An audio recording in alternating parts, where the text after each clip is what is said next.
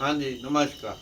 तो आज हिंदू धर्म की एक बड़ी महत्वपूर्ण प्रक्रिया जिसको कहते हैं हवन, जो शारीरिक, मानसिक, आर्थिक, आध्यात्मिक हर प्रकार का लाभ देने वाली है और देवताओं को पुष्ट करने वाली है। ऐसी विधि जिसको हवन कहा जाता है, यज्ञ कहा जाता है, ये हर दिन हमारे घर में होनी चाहिए, हर दिन।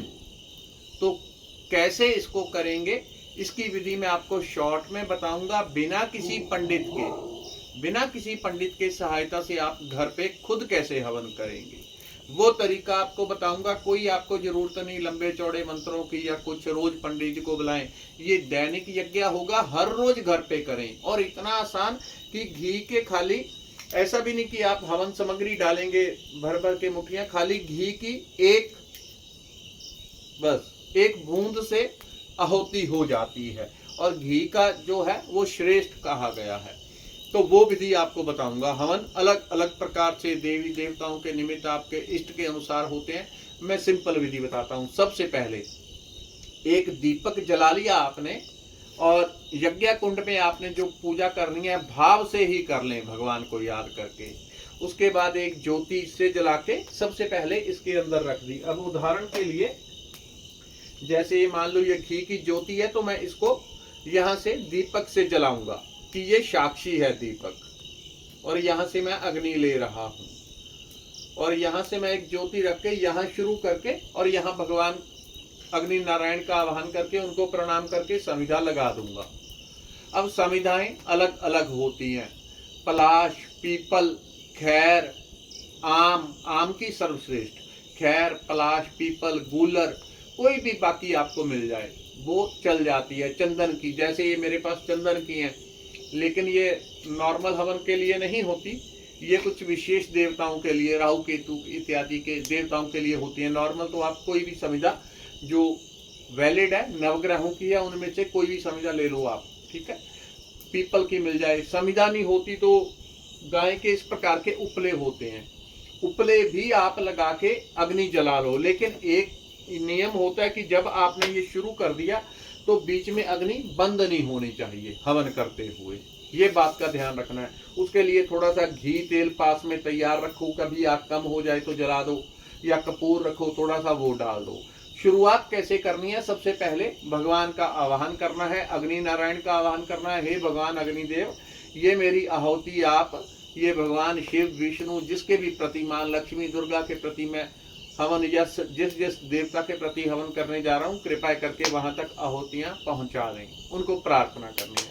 उसके बाद इस प्रकार से हाथ के ऊपर थोड़ा सा जल डालना है। जब अग्नि जल जाए तो आपको एक मंत्र छोटा सा है, हुंग फट, हुंग फट, इतना सा मंत्र आपको बोल के इसके चारों ओर करके और इसको आसन के इर्द गिर्द करके थोड़ा गंगा जल इसमें थोड़ा सा पहले डाल के रखते हैं, एक दो बूंद, उसे छिड़क दिया तो सब पवित्र हो गया। समिधा साफ सुथरी होनी चाहिए।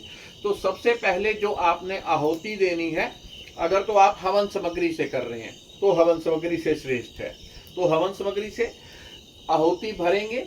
मृगी मुद्रा, मृगी मुद्रा अर्थात ये बीच की सबसे छोटी उंगली और पहली उंगली ये छोड़ देनी है, अंगूठा और इसके साथ, ठीक है। इस प्रकार से आहुति भरेंगे और पहले गणेश जी की, अगर सबसे पहले गणेश जी की दी जाती है, ओम गंग गणपत्याय स्वाहा, गणेश जी की आहुति 1, 5, 11, 27, 28, 54, 108 जितनी भी आपको करनी हो, ठीक है। अथवा पहले जो स्टार्टिंग में है वो थोड़ी थोड़ी आप करके, उसके बाद ज्यादा लंबा करना हो तो लंबा कर सकते हैं।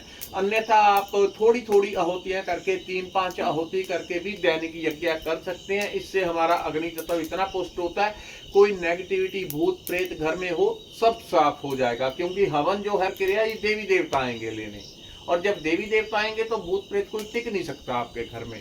दुख दरिद्र सब नाश हो जाते हैं, रोग दोष सब नाश हो जाते हैं। इतनी बड़ी महिमा है। अगर आपको किसी इच्छा पूर्ति के लिए करना है तो इस प्रकार से हाथ में थोड़ा सा जल डालेंगे, अपना नाम गोत्र आप बोल देना, मैं मनीष कुमार शर्मा यहाँ का रहने वाला, ये मेरा गोत्र है और मैं, मेरा ये कार्य पूरा हो जाए, इस सिद्धि के लिए ये मैं मंत्र ये हवन करने जा रहा हूं, तो इसके लिए मैं 5 जो माला है या 10 माला जितनी भी आपको करनी है उतनी आपने बोल के कि प्रभु मेरा ये कार्य सिद्ध कर दें, तो ये यहाँ छोड़ देना भगवान के श्री चरणों में आपने। तो अभी बीच में अग्नि कम हो जाती है बात करते करते, इसलिए थोड़ी सी अग्नि जला देता हूं। तो अग्नि के लिए जो भी आपके पास उपयुक्त सुविधा हो वो आप जला लेना। आम की सर्वश्रेष्ठ, खैर, गूलर, पीपल, आम, कैसे भी, पलाश इत्यादि की सब चल जाती है। मेरे पास अधिकतर खैर की होती है, बाकी भी सारी होती हैं। ये रखी हुई है नवग्रह की है एक एक, लेकिन इसकी भी आपको ज्यादा चक्कर में पड़ने की जरूरत नहीं। तो पहली आहुति गणेश जी के लिए 3 आहुति, 1 आहुति, 11 आहुति जितनी देनी है। उसके बाद आपके कुल देवी की, ओम कुलदेवीभ्यो, ओम कुलदेवीभ्यो स्वाहा, इतना बोलना ना आए, ओम कुलदेवी आए स्वाहा, फिर ओम, उसके बाद कुल देवता की। आगे पीछे भी क्रम हो जाए तो कोई दिक्कत नहीं, पहली गणेश जी की वो सबको पता है, बाकी क्रम आगे नीचे हो जाए चल जाएगा। तो उसके बाद ओम कुल देवताभ्यो स्वाहा, उसके बाद ओम स्थान देवताभ्यो स्वाहा, स्थान देवता के लिए भी दे देंगे, बहुत अच्छा है। ओम ग्राम देवताभ्यो स्वाहा, अन्यथा ये एक एक भी दे देंगे चल जाएगा। ओम अग्निदेवाय स्वाहा, ठीक है। तो और भी बहुत सारे देवी देवता होते हैं, लेकिन आप एक काम कर लें जैसा मैं करता हूं।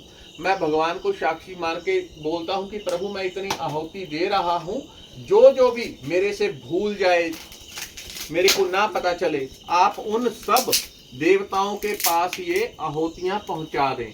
तो मैं सिंपल सी आहुतियां सब देवताओं के नाम के वैसे कर देता हूं।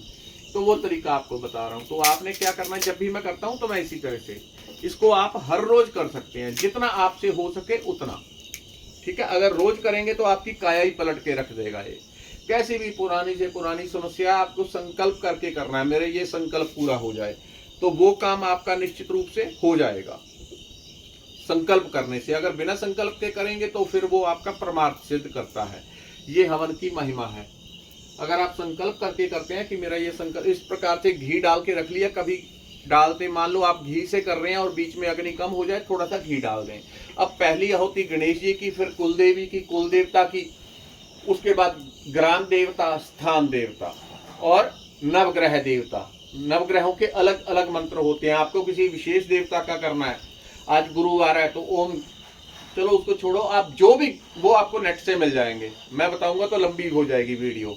तो नवग्रह देवताओं की इकट्ठी कर सकते हो आप। ओम नवग्रह देवताभ्यो स्वाहा, ठीक है।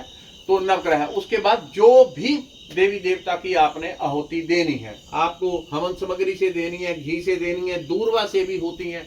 जैसे ये दूर्वा है, तो दूर्वा से अलग अलग देवी देवताओं की, ज्ञात्री की होती है, महामृत्युंजय की, वो अलग अलग, जैसी आपकी इच्छा हो वो आप करें। इतना सा आप करके रोज 27, 108, 54, 2 माला, 4 माला जितनी आप करेंगे, आप अपने आप में हवन के बाद एक अंतर फील करने लग जाएंगे कि एक लाइटनेस आ गई। कभी आपके ऊपर चलते फिरते नेगेटिविटी, कुछ भूत प्रेत ग्रह दशा आ गई, सब आपका खंडन अपने आप नेगेटिविटी का हो जाएगा। तो ये बड़ा सिंपल फार्मूला है, ठीक है। हवन करके अगर कोई कार्य सिद्ध करना है तो ये कार्य प्रभु मेरा सिद्ध हो जाए, ये इच्छा करके छोड़ देना है और आपने ये कर लेना है। कम से कम भी अगर कहूं तो 27 आहुति देने में कुछ भी नहीं लगता। जिस भी देवी देवता की करनी है, इधर बनाई, ओम नमः शिवाय स्वाहा, ओम नमो भगवते, जो भी मंत्र है वो। लेकिन जरूरी कैसी है शुरुआत, गणेश जी की, कुलदेवी की, कुल देवता की, स्थान देवता, ग्राम देवता, नवग्रह देवता, अग्नि देवता, इतने, ये कितने हो गए, 7 देवता। ये मोटे मोटे हैं। उसके अलावा 3 आहुति आप इकट्ठी दे दो, भगवान ये मैं आहुति दे रहा हूँ, जो जो भी यज्ञ के देवता हैं आप उन तक आहुति पहुंचा दो, ये बोले। और अगर आपको घी से करनी है तो घी में कुछ भी नहीं लगता, सिर्फ 1 बूंद से पर्याप्त है। शास्त्र कहता है जितनी बारिश की बूंद है उतनी इसमें पर्याप्त होती है।